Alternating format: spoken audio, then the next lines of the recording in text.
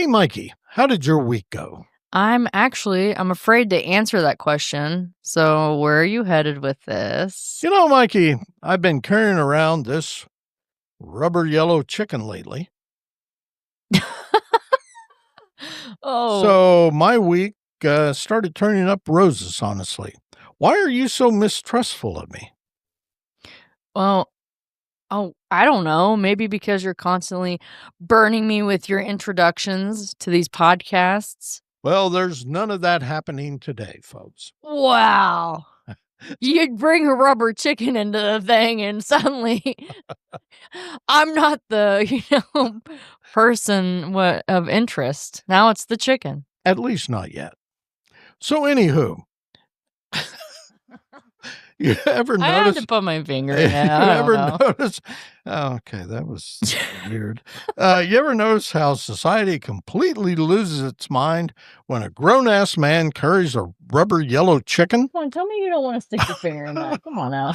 Look at him. Okay, here we go. It bit me. Jeez. I'm talking full societal collapse. I brought Agnes, or Eggs for short. Yes, she has a name and a backstory. Into Walmart last Tuesday. The cashier pulls her out of my cart, looks at me like I just robbed Big Bird at gunpoint, and she says, "Sir, exactly what are you planning to do with this?" And I'm like, "Lady, this is my emotional support poultry." Some people have therapy dogs. Emergency I've support got- poultry. I've Jesus. got a latex fowl that screams in agony when I squeeze it. It's basically the same thing, except mine doesn't try to make sweet, sweet love to the mailman's leg while maintaining direct eye contact. See? Completely harmless. It's like Sammy, my screaming goat, except it's Agnes, the screaming poultry chicken. And then, oh my God, I tried getting eggs through TSA because, you know me, I basically living in airports these days. And the jackbooted thug agent holds her up like Rafiki presenting Simba, shouting, "Sir, why is this in your carry-on?" I panicked and blurted out, "Because the cocaine wouldn't fit inside her tiny hollow body?" Dead silence. But then he squeezed her, and the entire line lost their minds. I'm telling you, rubber chickens should be mandatory at airport security. It's literally the only thing that makes people smile right before some stranger in blue gloves explores your no-no zones. Jeez.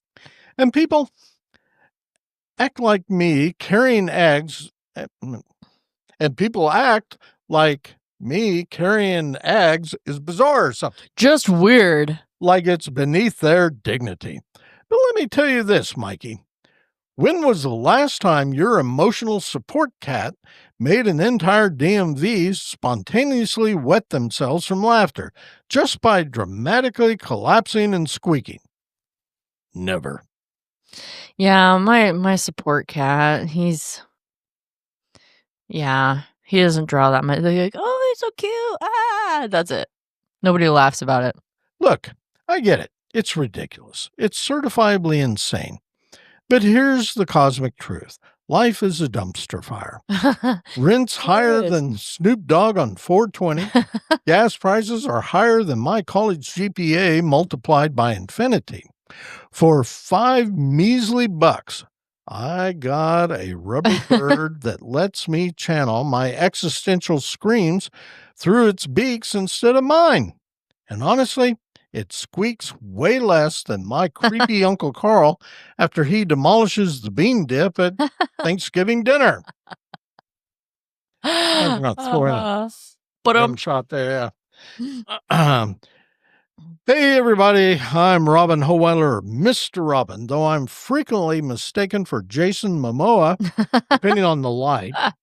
It's all about the light, baby. All about the light. As always, I'm here with my frequently fabulous Only co-host, frequently. collaborative partner, and all-around best pal, Mikel Murray Robinson, also known in the podcast uni as Mikey on the mic.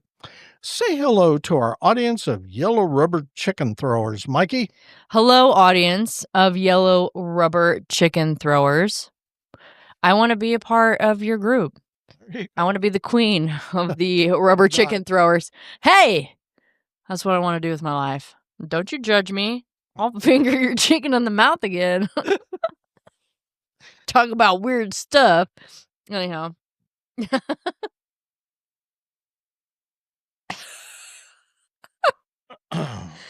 Welcome to episode 67, an in-between episode of Mr. Robin's Hood podcast. We're coming to you digitally from our scenic secret location somewhere within an easy rubber chicken toss of the number 2 hole. There we go again. We should throw the rubber chicken across the highway at Yeah, number about 2. the time somebody's about to Right. Oh, gosh.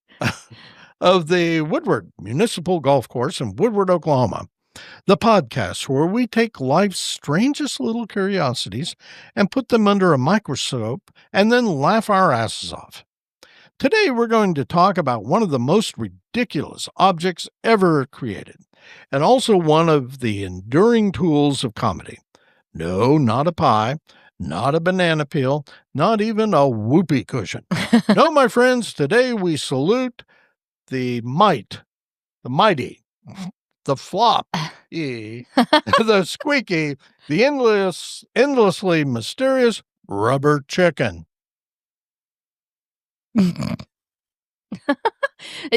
Agnes kind of sound pissed there.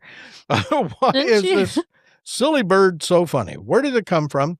Why does it keep showing up in cartoons, on stages, and even at political rallies? And is it possible, just maybe, that the rubber chicken is the greatest comedic invention of all time?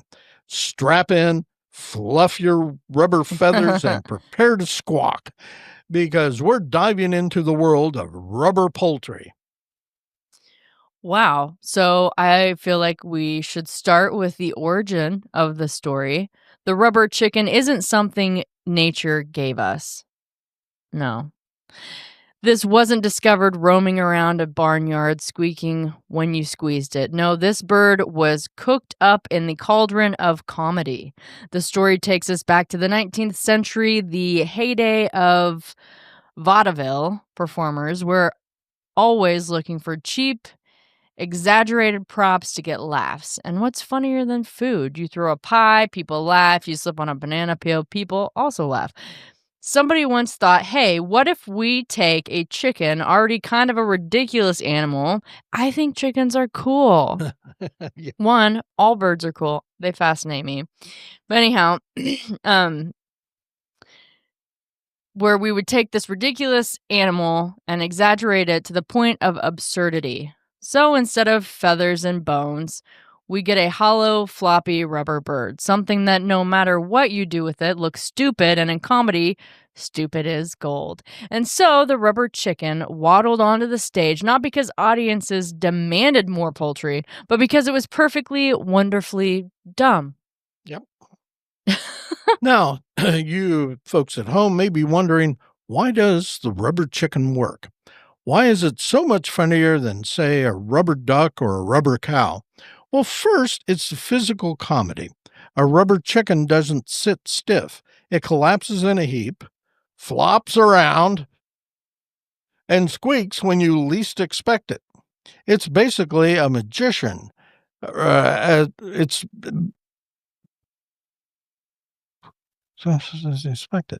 basically slapstick in poultry form. Second, the element of surprise. Picture this. A magician reaches into his hat. You're expecting a rabbit, maybe some flowers, but no. Bam! Out comes a rubber chicken.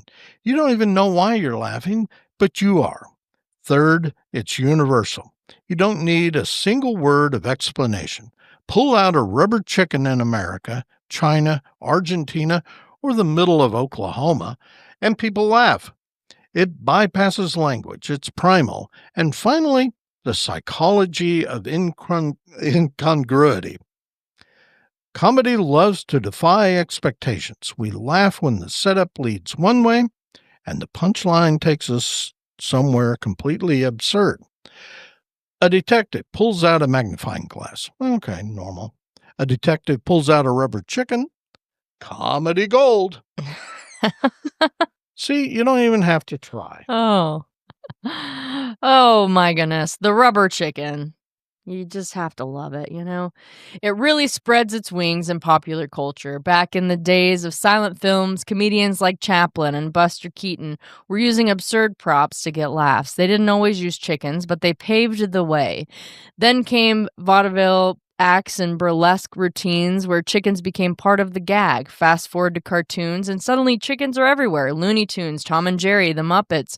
Who could forget Gonzo serenading a chicken or pulling one out in some bizarre stunt?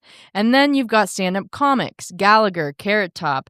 Every prop comic worth their salt has pulled out a chicken. And now we have, woo, look at us go. We're entering the chicken club. It's particularly a rite of passage. If you don't have one, are you even in the club? And get this, it even made its way into politics. Protesters have waved rubber chickens at rallies to mock politicians, saying things like, "You're too chicken to debate." I mean, once poultry becomes a form of political protest, you know it's iconic. And if you think it ends there, nope. NASA, yes, you heard that right. NASA actually launched a rubber chicken into the stratosphere. Her name was Camilla the chicken, and she was a science mascot. Huh? That's so funny. Camilla's such the worst name for that chicken. Anyhow, she rode on helium balloons and helped teach kids about solar radiation. Humanity literally sent a squeaky bird into space. If that doesn't make you proud to be human, I don't know what does. True. That's a good point there. I really don't either. I mean, now I just want to, I'm carrying around a foxtail. I'm now going to have a rubber chicken hanging off my bag. And before you know it, I'm just going to be going around making people laugh. There you go. Of course, the rubber chicken found new life online.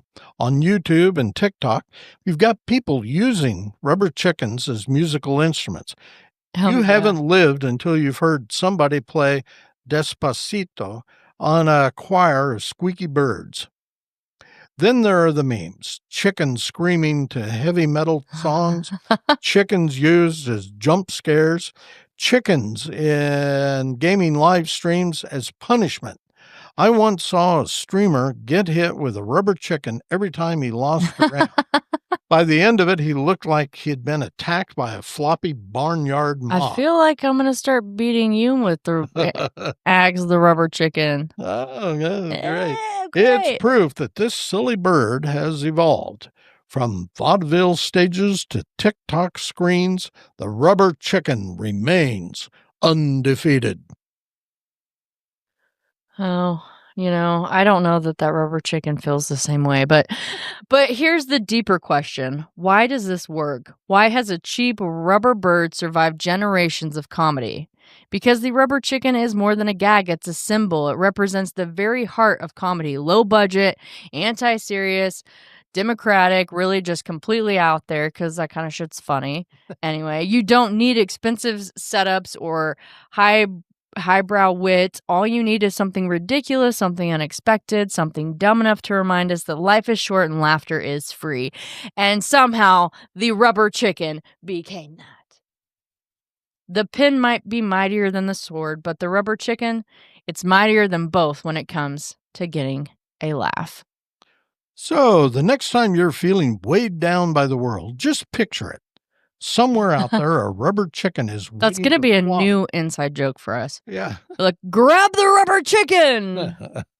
Rubber chicken is waiting to flop onto the stage, squeak once, and remind us not to take things too seriously. That's the lesson, folks. Comedy doesn't have to be complicated. Sometimes the dumbest thing in the room is the smartest tool for making people happy. Thanks for joining us on Mr. Robin's Hood Podcast. And we are officially the dumbest tool that makes you happy. There you go. Alongside our new friend, Ags the rubber chicken. And we're happy to be there. If you liked today's episode, share it with a friend. And if you didn't, well, maybe you're just a little too chicken to admit. I honestly, those people that make the music with the chickens, that's Yeah. pretty impressive, actually. Like, that can't be that easy. Because, I mean, how many times have we squeezed eggs and she sounds different every time? You see? I mean, how do you make music out of that? But anyway, just my 2 cents there. If you have any questions for either Mikey or myself about today's episode, or if you have a question for Ags, there you go, or any other darn thing, you can email us at Mr.Robin at Mr.Robin@MrRobinsHood.com or Mikey at MrRobinsHood.com. Also, you can find us on Facebook at Mr. Robins Hood Podcast. As always, you can also reach out to Mikey or me via Podaphone at 580-827-1113. Maybe you just want to get something off your chest, or you're feeling some butt. Maybe you got a rubber chicken on your chest. Or a rubber chicken up your ass. Because it's something we said. We'll help you get her out of there. Yeah, no. Rob was like, not me. That's on you, Mikey. We said during the podcast, give us a call. Unless, of course, you're a card-carrying member of the Rubber Chicken Dignity League, in which case you can leave a voicemail. And I'm the queen of that club. There you go. Queen of everything. I am queen of all. Text us if you have a question, concern, complaint, compliment, suggestion, whatever. Just don't be a dick about it. In the meantime, tell all your friends to listen to this podcast as though their lives depend on it. As always, you can stream or download episodes of Mr. Robins Hood Podcast wherever you usually find that sort of nonsense. We're on iHeartRadio, Amazon Music, the Podbean app, Apple Podcasts, Player FM, Listen Notes, and Podchaser. You can also stream them directly from our Podbean website at mrrobinshoodpodcast.podbean.com for free. For free. All of the episodes are on there. All of them, every last one of them, every last rubber chicken loving one's on there. So until next time, keep laughing, keep squawking, and may the rubber chicken always cross your road. We'll close now by reminding everyone, as we always do, to stay hungry, stay foolish, and most importantly, stay weird. You rubber chicken loving freaks. Bye. Bye.